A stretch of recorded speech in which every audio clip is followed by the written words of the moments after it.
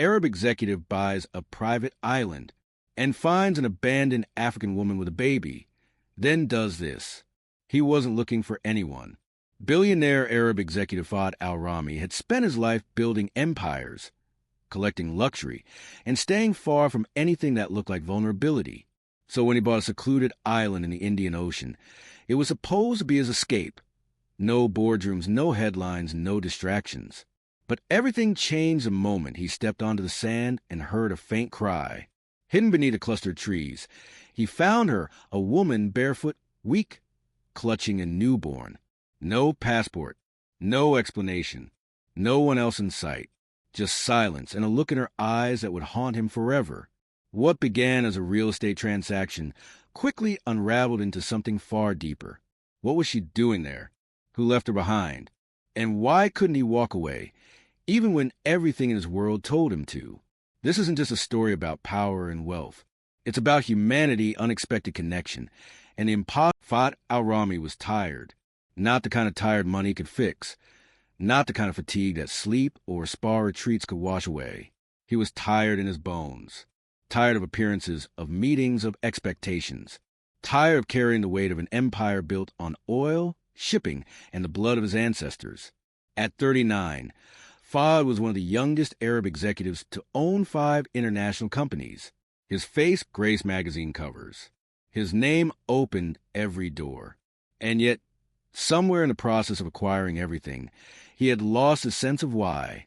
So when his assistant presented him with an opportunity, a private island, once used as a retreat by a reclusive European collector, now up for sale after decades of neglect, Fahd didn't hesitate. He bought it in one transaction. No inspection. No questions. It was supposed to be silent. That was the point. 3 weeks later, he arrived. The seaplane touched down beside a wooden dock that leaned sideways into the turquoise water. The heat pressed against his skin like a memory of childhood in the Gulf. He stepped out alone, dressed not in his usual suit, but in linen pants, a plain shirt, and sandals. The pilot offered to wait, but Fahd waved him off. He didn't know how long he'd stay. He didn't care. The caretaker had left 2 days earlier after restocking the old villa. The main house sat surrounded by overgrown trees and vines, its faded shutters giving it a forgotten kind of charm. There was no staff, no signal, no satellite coverage, just him, and silence, until he heard a sound. It was faint. At first, he thought it was the wind rustling through the palms. But then it came again, higher pitched, repeating, unsteady, a cry. He froze. It came from the edge of the tree line, where the forest met the sand dunes. Carefully, Fahd followed the noise, heart beginning to pound without understanding why. As he stepped over roots and dry leaves, he saw something through the branches. A figure, a woman. She was sitting on the ground, knees pulled to her chest, head tilted downward. Her dark skin was dry and cracked, her hair matted. She was barefoot. Beside her was a bundle, small, wrapped in cloth, that moved. The cry came again. The baby. She didn't look up when he approached. She didn't move at all. "Miss?" he said, instinctively reverting to English. No response. He stepped closer, eyes scanning for signs of injury. "Are you hurt?" Only then did she raise her face. Her eyes were sunken, her lips cracked, but her expression wasn't fear. It was emptiness. She looked at him like someone who had stopped believing help was ever coming. Fahd crouched slowly. "I'm not here to hurt you," he said carefully. "I didn't know anyone was here. I just arrived." She blinked, her lips parted, but no words came. The baby let out a short, gasping breath. Fahd leaned forward. "Is the child yours?" She gave the faintest nod. He looked down. The baby was maybe a few weeks old. Its eyes were closed, skin too pale for comfort. He didn't know what to do. He had run companies, hired and fired thousands, negotiated billion-dollar deals without blinking. But this shattered him. He stood quickly. "Wait here. I'm going to get water, food, something." He turned and ran, back to the villa. His hands shook as he opened the kitchen cabinets, pulling out bottles, fruit, anything soft and safe. He grabbed clean towels, a jug of fresh water. By the time he returned, the woman hadn't moved. She was still holding the baby against her chest, eyes half closed. He poured water into a metal cup and knelt beside her. "Here," he said, offering it carefully. She reached with trembling fingers. She drank, only a few sips, then passed it to the cloth bundle, moistening the baby's lips with a corner of the rag. She looked at him again. This time, there was something in her eyes.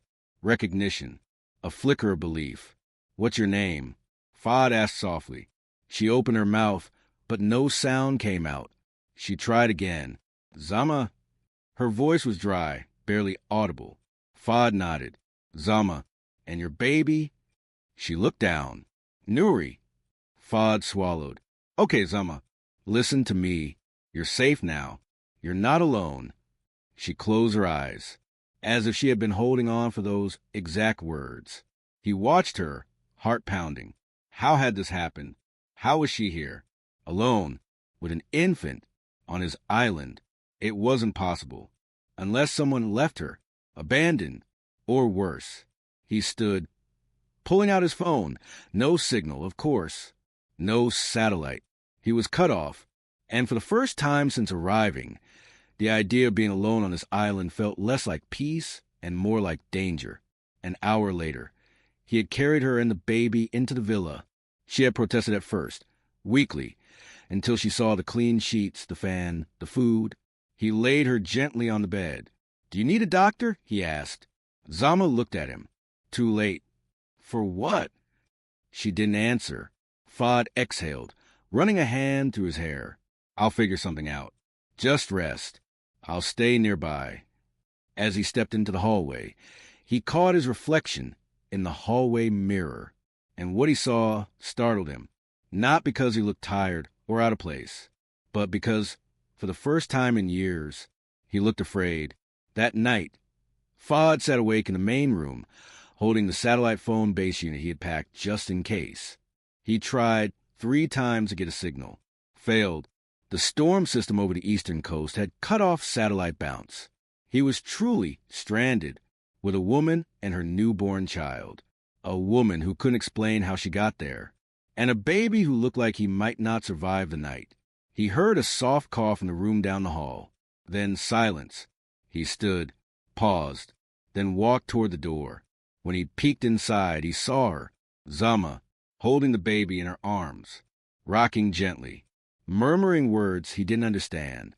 A prayer, maybe, a lullaby, or just a whisper into the darkness, asking the universe for mercy.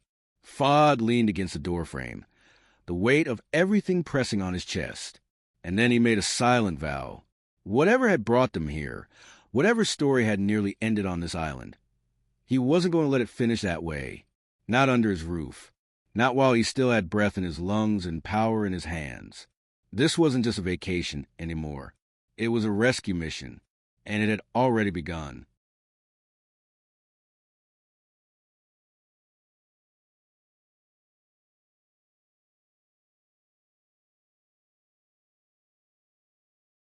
The sun rose red over the Indian Ocean, bleeding through the windows of the villa. Fahd hadn't slept. He had spent the night pacing the halls, checking on Zama every hour, trying again and again to get a signal from the satellite phone. Still nothing. The storm had knocked out more than connectivity. It had shattered his plan for solitude. He had come to this island to escape people. Now, he was responsible for 2 lives. In the soft light of dawn, he stepped into the guest room. Zama lay curled around the baby, her arm protective arc, the child's chest rising and falling against her skin. Her lips were still dry, and her cheekbones stood sharply under her skin. But her breathing was steady. She stirred as he entered. "Water?" he asked. She nodded. He brought the glass to her lips again. She drank, slower this time. Then finally, she whispered, "Thank you." Fahd sat beside the bed. "Zama, how did you get here?" She looked at him, blinking. I was on a boat." "What kind of boat?" "A cargo boat. We were many women. I don't know where it came from. Somewhere north." Fahd's stomach tightened. He had heard whispers of such things. Trafficking networks moving across the coastlines of Africa and the Indian Ocean. smugglers who promised jobs, only to abandon or sell women into servitude. He had funded charities in Dubai that fought it, but he had never seen it, never stood face to face with one of the survivors. Zama continued, voice rasping. We left at night. Men were shouting. There was a storm. The boat hit something. Crashed. I woke up here. She looked down at the baby. I had just given birth. Fahd stared at her in stunned silence. You gave birth on the boat? She nodded. I thought we were going to Dubai. I thought I would work. Her voice cracked. I didn't even have a name for him yet. He just came. Fahd looked at the child. Tiny, wrapped in a thin piece of cloth. Somehow alive. He's a miracle, Fahd whispered. Zama didn't respond. She stared at her son with a kind of distant awe, as though she hadn't fully processed the fact that he had survived. What happened to the others? He asked. She shook her head. I don't know. I never saw them again. Fahd stood slowly, jaw clenched. He stepped out into the sunlit hallway, rage simmering under his ribs. This wasn't an accident. This was a crime. The next few hours were spent tending to the most urgent needs. Fahd boiled water, mashed bananas, tore cotton sheets into strips for Zama to wear. He found antibiotic cream in the villa's emergency kit and treated the baby's rashes. He carefully clipped away matted sections of Zama's hair, washed her skin with damp cloths, and gave her a clean towel to rest on.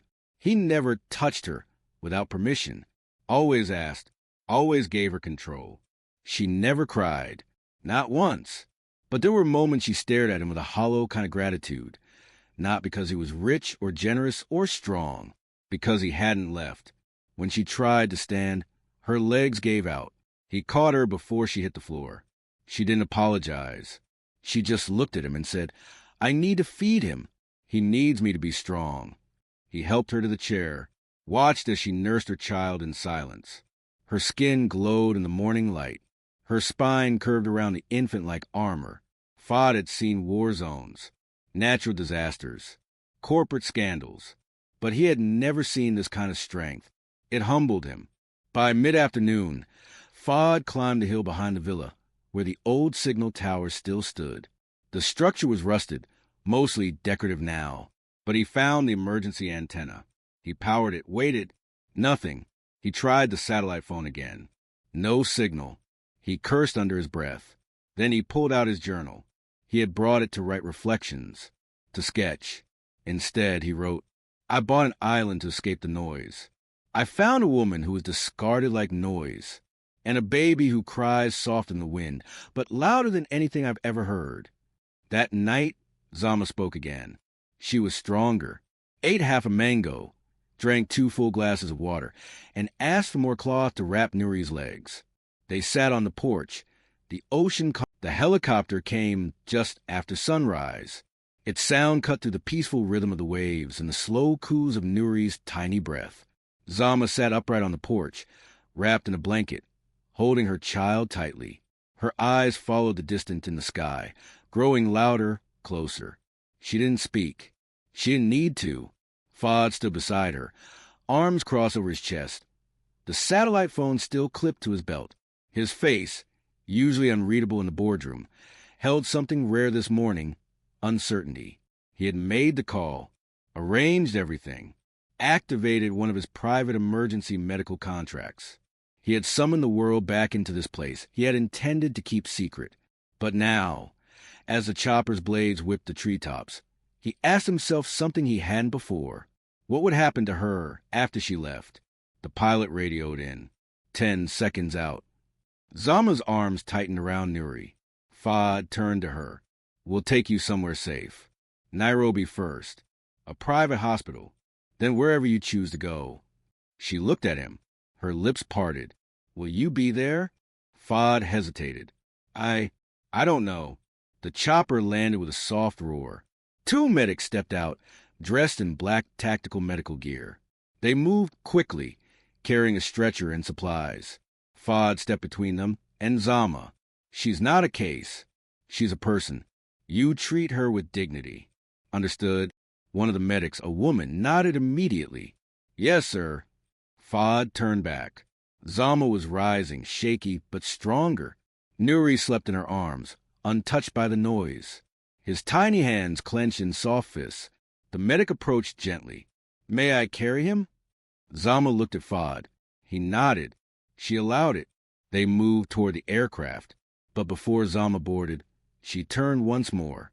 "I want to tell you something," she said, her voice barely audible over the engine. Fahd stepped closer. "You were supposed to find me," she said. He frowned. "What do you mean?" Her eyes were unwavering. No one else would have stayed. Then she boarded.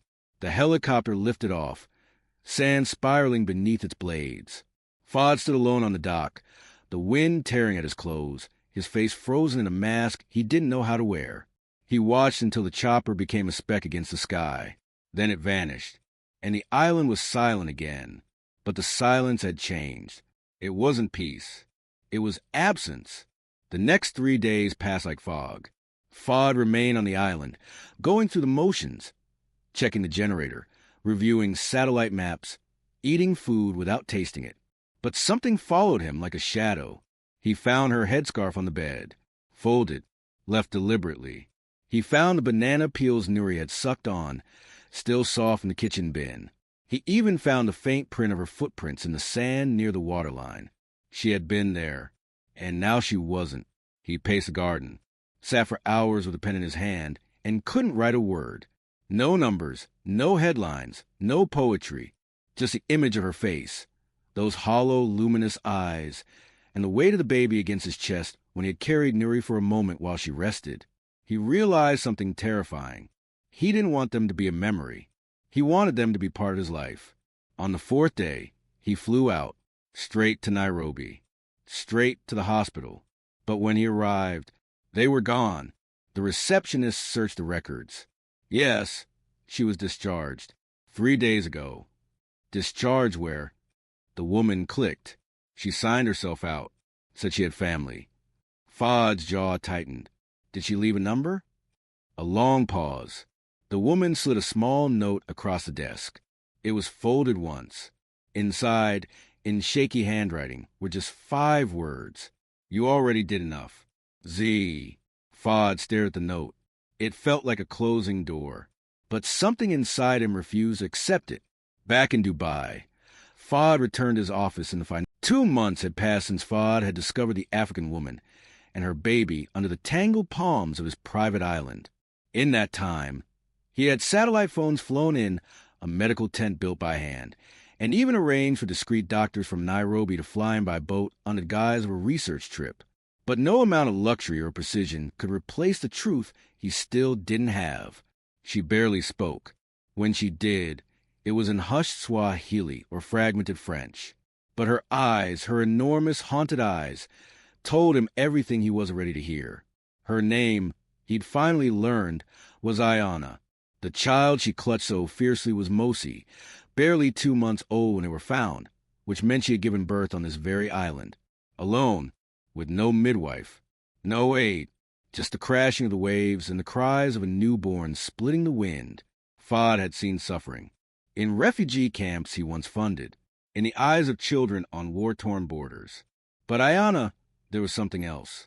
Something quiet and dangerous about the way she moved, always on alert, as if someone might still come for her. One evening, as the sun dipped behind the ocean in hues of burnt orange and crimson, Ayana finally spoke in complete English. It was as if something inside her had unlocked. "I was not supposed to live," she whispered, staring at the horizon. And neither was he. Fahd was sitting across from her in the open-air shelter they had built near the grove. He set his tea down, stunned by her words. "What do you mean?" She didn't answer immediately. Instead, she reached for Mosi, who was sleeping beside her on a folded blanket, and ran her fingers through his soft curls. When she looked back at Fahd, her voice was steady. "I was sold, in Mogadishu, like many others. Promised work, promised safety. I was pregnant and didn't know it yet." She closed her eyes. "They put us on a boat, dozens of women. No food, no names, no light, just heat and the smell of fear." Fahd felt his stomach twist. "They took us to another boat, bigger, no flag, no captain you could see, just voices and orders. A storm came. Some of the girls drowned trying to escape. The rest of us, we were going to be sold again, this time to different men. I fought. One of the guards hit me. Said I was no use with child. Said I'd be left behind. She gestured around them slowly. They abandoned me here, on this rock in the sea. I thought they would come back, but they didn't. Silence. A heavy, suffocating silence. Fod leaned forward, elbows on his knees. How did you survive? I ate coconut flesh. Drank rain. Sometimes I cried so hard I could taste blood. I screamed into the trees. I begged God, any God, to let me die before the child came. Her hand tightened around Mosey's. But he didn't let me die. And when the pain came and the child screamed his way into this world, I knew I had to protect him, even if I died trying. Fod stood and turned away, eyes burning. They left you here to die, with nothing, like you were invisible. Ayana's voice followed him like a wind, worse than invisible, like I was shame, like I was proof. He turned back to her. Proof of what? Her lips pressed into a line. Proof that they were not men. He stepped closer, slowly, as if afraid she might shatter. Ayana, you're safe now. No one will ever hurt you again. She looked up at him, and in her eyes was something he hadn't seen since she arrived. Defiance. Safe? No. I am only safe when they are gone. When no other woman is thrown into a boat and told to disappear. Fod had never felt so powerless. For all his wealth, for all his control, there was no check he could write to erase her pain. I want to help, he said. Not just you. Others like you. Ayana tilted her head. Why? The question hit him harder than he expected. Why? Why had this changed him so deeply? I have lived my life in rooms of marble, slept in penthouses, dined with royalty, and I thought I was a good man. I funded charities, donated to clinics, but I never looked. Not really. He swallowed hard. Then I found you and realized that all of it meant nothing if I didn't see people. She studied him for a long moment. Then see us, not as projects, but as lives. I will, he promised. But I need your help. I want to tell your story. With your words. On your terms. Ayana nodded once, then whispered, Then let us begin.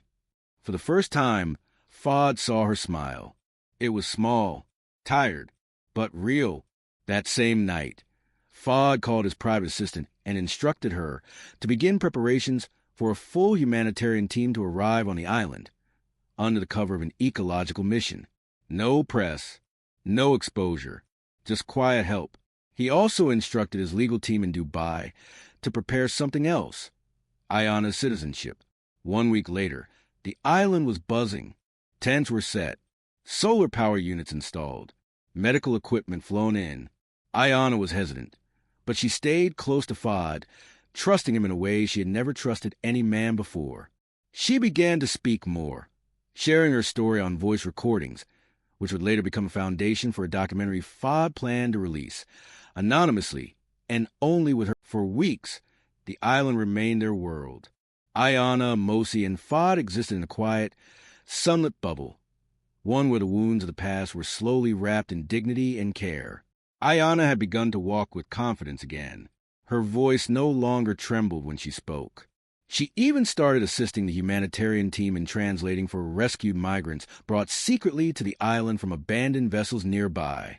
Fod had turned his private paradise into a sanctuary, but he knew the outside world wouldn't stay quiet for long. It started with a drone. Fod was standing near the South Beach, supervising the arrival of new solar desalinators for the freshwater station, when the distant mechanical buzz sliced through the breeze. He looked up sharply. It was sleek, high-powered, and not one of theirs. One of the doctors noticed it too. Sir, that's a press drone.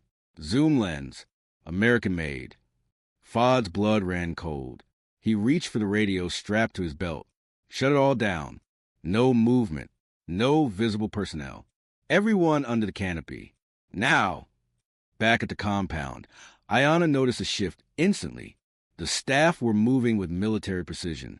Supplies were being hidden. Lights turned off.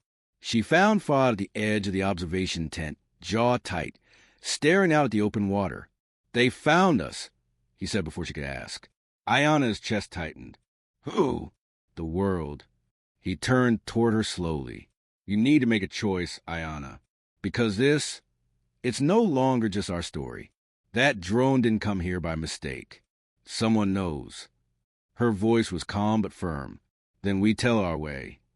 Fuad hesitated, surprised. "You said you wanted to help others," she reminded him. "So don't hide me. Let them see what was done, not to punish, but to protect the next girl they try to throw away." It was a turning point. Fuad returned to his private estate in Abu Dhabi the next day and sat with his legal team, PR strategists, and human rights advisors. But instead of a controlled press release, he made a different decision. He scheduled a live broadcast. No media filters. No tabloid headlines. Just him, in front of the world, telling the story.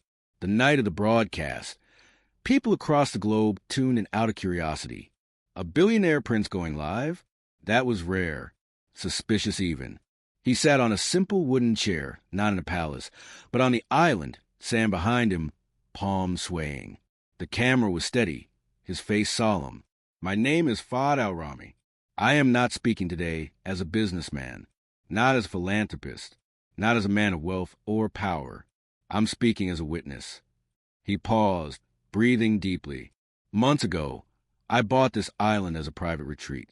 I found, by complete chance, a woman abandoned here, left to die, with her newborn child. I did not save her. She saved herself. What I did was open my eyes. And now, I ask you to do the same." He told the world about Ayana, not her most intimate suffering, but the injustice, the pattern, the silence that allowed men to treat others like property. Then he turned the camera slightly and introduced her. Ayana stepped into frame, holding Mosi, chin high. She wore a soft white linen dress, barefoot, her hair braided into a crown. She didn't flinch. She didn't falter. "My name is Ayana. I was born free. I was sold like I was not, but I am still free." The world stopped. Within hours, the live stream exploded across platforms. Hashtag Ayana trended worldwide. Human rights groups demanded international investigations. Hidden trafficking routes across the Indian Ocean were exposed. Several arrests followed in Somalia, Yemen, and even parts of Europe. The UN issued statements. Fuad's Humanitarian Island Project received offers for partnerships, though he refused funding, keeping it private and protected. But with fame came danger. 3 nights after the broadcast, a small speedboat tried to land on the island under the cover of darkness. Armed men, mercenaries, hired by someone who didn't want Ayana's testimony to spread further. But they were intercepted by the island's new security team, a group of former Special Forces Fuad had quietly employed just weeks prior. Fuad didn't tell Ayana, but she knew. The next morning, she found blood on a dock and the scent of gun oil in the breeze. "They came for me again," she said quietly as he approached. Fuad didn't deny it. "They won't get close again." She turned to him, eyes calm. "You could walk away. Fuad, this isn't your war." His reply was immediate. "Then they've already lost. Because now it is." In the weeks that followed, Ayana's story became more than news. It became a movement. Women across the world, especially those from forgotten regions, began sharing their own stories. A global foundation was born. The Mosi Project, named after her son, focused on rescuing and rehabilitating women affected by maritime trafficking routes and offshore abandonment. Fuad donated $40 million to launch it, but kept his name out of the press. He didn't want legacy. He wanted justice. Ayana, however, became something else, a symbol. She was invited to speak at the United Nations. She declined. Instead, she recorded a message from the island. "I don't need a podium to speak the truth. You just need to listen, not to me, but to the millions of women like me who are still waiting to be seen." On the 1-year anniversary of her rescue, something changed again. It was a quiet morning. Mosi, now walking, toddled across the sand with seaweed in hand. shouting joyfully to the waves. Ayana watched him, smiling. Her scars hadn't disappeared, but her joy had returned. Fod walked beside her. "You've changed this island," he said softly. She looked at him. "We both did." He hesitated. "Ayana, you've changed me too." She didn't reply, just reached out and took his hand. It wasn't romantic. It wasn't dramatic. It was simple. But in that moment, under the open sky, with the ocean humming behind them, it was everything.